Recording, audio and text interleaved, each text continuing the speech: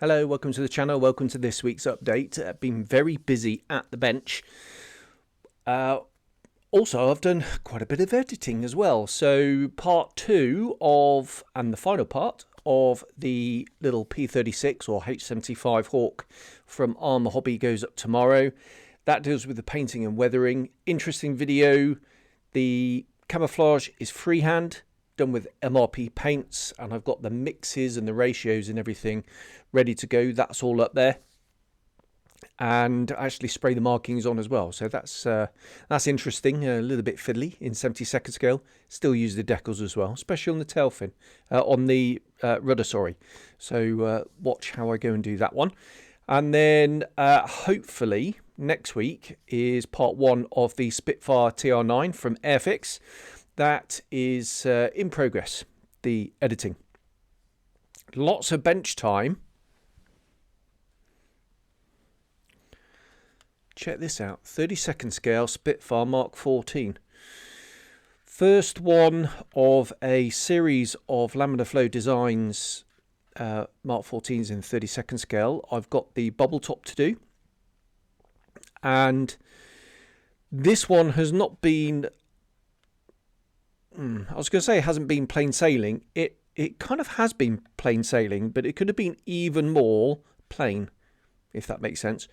Because Matthew, he did his original set and has tweaked things subsequently and improved the fit in certain areas. I thought that was this one. It's not, because I've just found the updated one. So this is kind of the Mark 1 conversion set, if you like, but managed to get it in without too much trouble. Looking forward now to doing the bubble top in the sort of second one. That'll be done in due course. Anyway, as you can see, it's built, it's painted, and the weathering has commenced. All the markings you see here are sprayed on. Sven at One Man Army very kindly said he would do the masks for me, and the roundels are from him, but the codes, serial, and the comet design on the front, unfortunately he forgot to put it in the packet. So unfortunately he sent them to home after I'd left and come out. So I managed to knock these up myself. Now, as I said, the markings are sprayed. I've got a feeling that I've done the fuselage roundels too far forward. I kind of eyeballed it on a photograph I've got of this one, and it's on an angle, sort of 3/4 view from behind. And I think what I've done is I've done the fuselage roundels too far forward. My usual reference for the fuselage roundel is the radio hatch on the left-hand side behind the cockpit. In the Mark 14, they deleted that and they moved it further aft on the right-hand side. And yeah, I think I've done it a little bit too far forward. Anyway, still looks very good. Am I going to change it? No, can't be bothered. Still looks fine. The codes are, I've got a feeling the serial might be RN916 instead of RM. I need to do a little bit more research on that. So I might have cut that up as well, which is a pain. Paints I used, rather than use MRP on this, I've used Tamiya. The Tamiya XF, whatever it is, I can never remember, 81, 82, 83 or something. The medium sea grey, the ocean grey, the dark green are absolutely superb, and they spray beautifully. So I've done that. What I've also done is a little bit of weathering with acrylics, which unfortunately the sludge wash and the varnish coat has quite severely blended all that away, which is a real pain because I was really excited about how that looked. The paints I used were the MRP acrylics. Ed at Premium Hobbies has sent me the full RAF set, And what I want to do is I want to test them properly first before using them on a project. Clearly, this is a project. I didn't want it all to go wrong. Therefore, I elected to stick with my favourite Tamiya. But what I did use is going in, using sort of diluted that paint, putting it on, blending it with just some thinner, some water, a little bit of sponge as well. And it looked really, really good. Unfortunately, a lot of it has been blended away, which is a real pain. So I think if I'm going to do that again next time, I'm going to exaggerate the contrast. So when I do the wash and the varnish and it blends everything down, it'll still be apparent. They are glossy, whereas obviously the Tamiya paints are matte, and therefore there's a real sort of change in tone, and that is why I elected to use the varnish. Okay, well, it's all a learning process, isn't it? No decals on this at all. All the stencils are sprayed using the One Man Army masks from the Mark 8 set. And like I say, the serials and everything and the Comet on the nose is done by my own fair hand.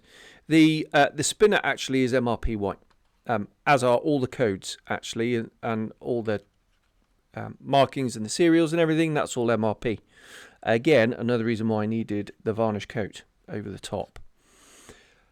And yeah, that's pretty much where we are now.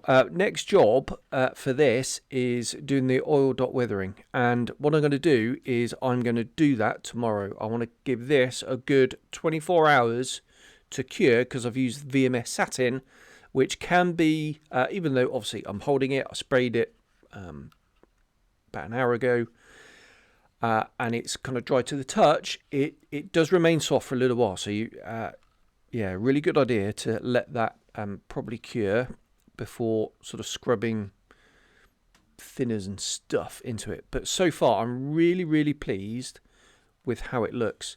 All the other dangly bits are pretty much done. The only thing that's not done is the old resin from Barracuda Studios, the resin canopy. That's the international symbol for canopy closing thing. I just need to do that. Everything else is there. It just needs to go on. So a couple of evenings work and she'll be finished. One thing I did want to point out is this is a Belgian Spitfire Mark 14 with extended wingtips, which was very rare. Most of them were clipped. When I built it, I had this scheme in mind, and I had this in mind to do the extended wingtips, but I hadn't fully committed yet. So I left the wingtips off for a while until I had the airframe built up, the nose on, the tail on. I can put the rudder in place and just see the proportions. And actually, I thought, do you know what? No, I'm going to go the extended wingtips, because I really do like the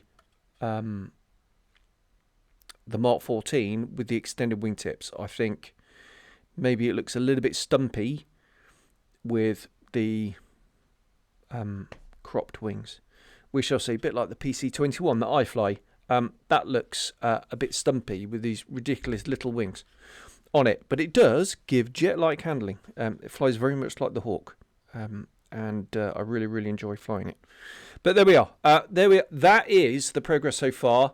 As I said, next, weathering, oil dots, and doing all the oil streaking.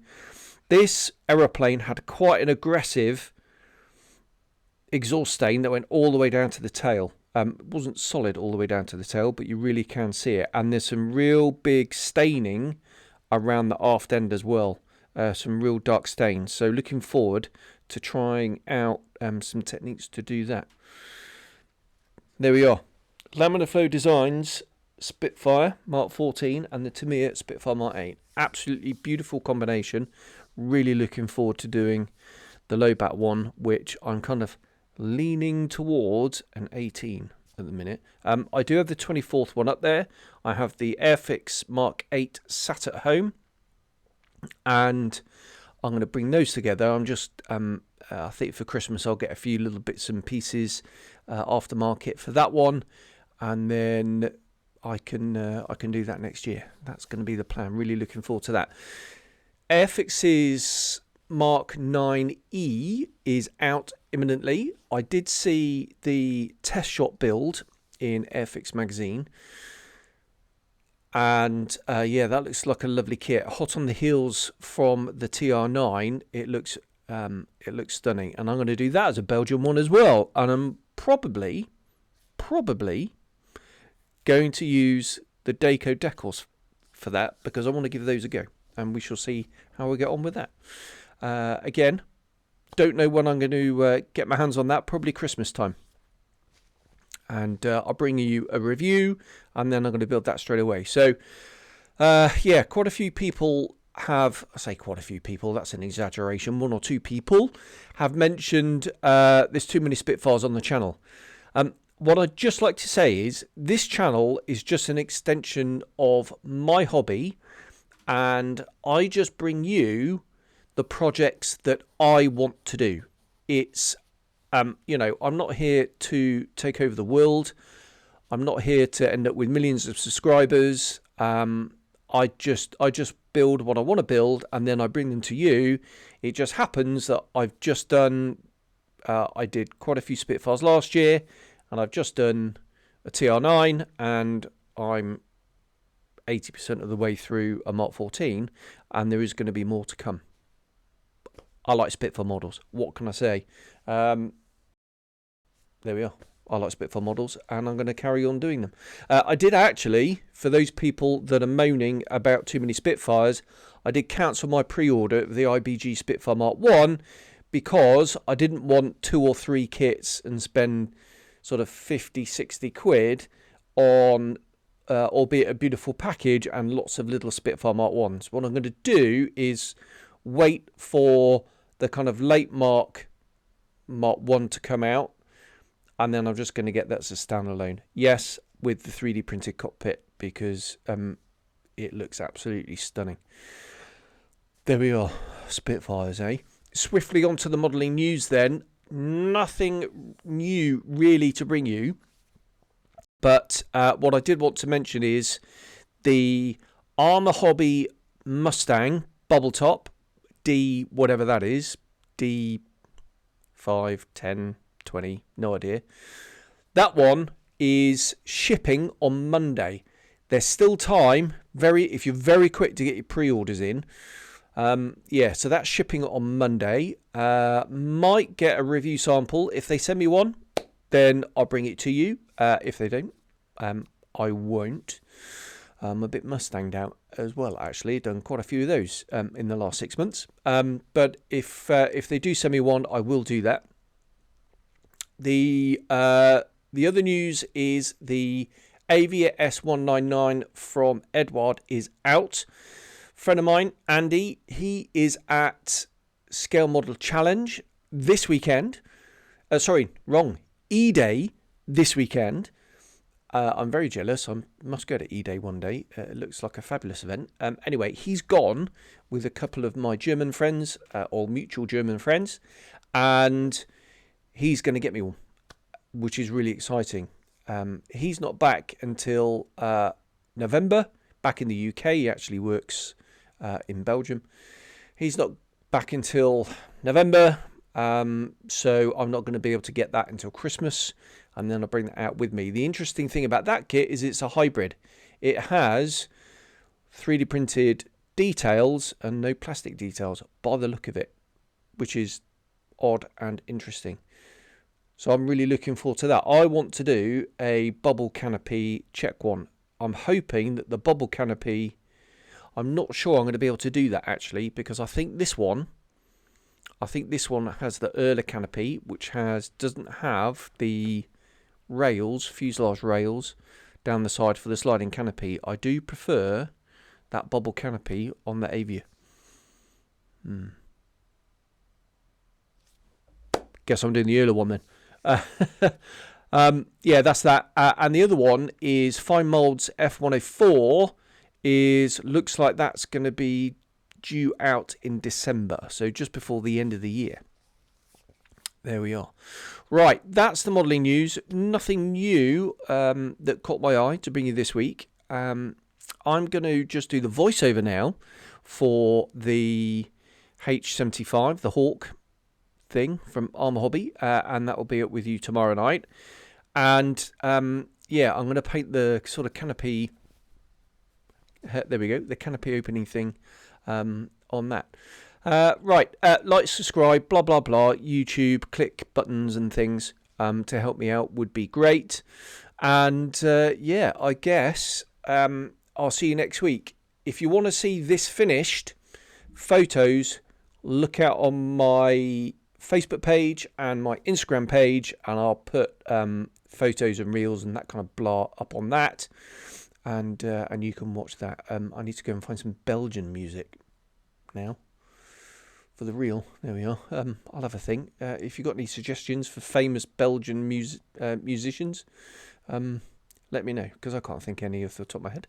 Right, there we are. Enough waffle. I'll get cracking, and I'll see you very soon. Cheers. Bye bye.